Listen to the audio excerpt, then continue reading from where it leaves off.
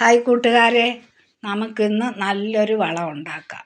വളം എന്തുവെന്ന് വെച്ചാൽ 3 ദിവസമെങ്കിലും പഴക്കം ചെന്ന കഞ്ഞിവെള്ളം അരി വടിച്ചിട്ട് നമ്മൾ എവിടെയെങ്കിലും തണലത്തെടുത്ത് അടച്ച് വെച്ചേക്കണം. അത് തണലത്തായിരിക്കണം. അതൊരു 3 ദിവസമെങ്കിലും പഴക്കം വേണം. ഞാൻ 3 ദിവസം കഴിഞ്ഞ കഞ്ഞിവെള്ളമാണ് എടുത്തിരിക്കുന്നത്. അതിനൊരു ചെറിയ പുളിപ്പ് സ്മെല്ലുണ്ടാകും, അതിന് കുഴപ്പമില്ല. അതിൽ പച്ചക്കറി തോനെയുണ്ടെങ്കിൽ അതുപോലെ എടുക്കാം.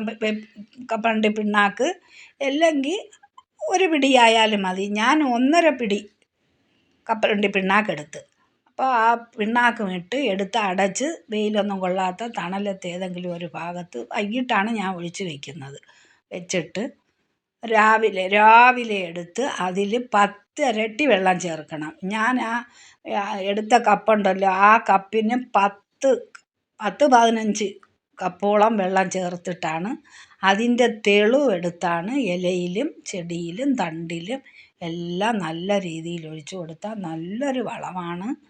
ഇതെല്ലാവരും ചെയ്യണേ. പക്ഷേ ഉണക്ക് സമയമാണ്, വെള്ളം ചേർക്കാതെ ആരും ചെയ്യരുത്, ചെടി നശിച്ചു പോകും.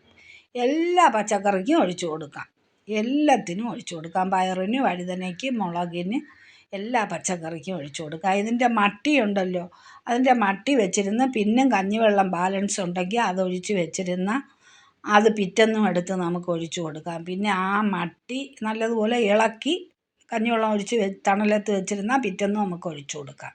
അതിൻ്റെ മട്ടി ഒഴിച്ചു കൊടുക്കുമ്പം ശകലം മണ്ണിട്ട് കൊടുക്കണം ചുവട്ടിൽ. മട്ടി കുറേ തെളിഞ്ഞ വെള്ളം കുറേ മാറ്റിയിട്ട് നമുക്ക് മട്ടി ഇട്ടിട്ട് അതിൻ്റെ പുറത്ത് മണ്ണിട്ട് കൊടുക്കണം. അപ്പോൾ ഇത്രയൊക്കെയാണ് ഇന്നത്തെ എൻ്റെ വീഡിയോ.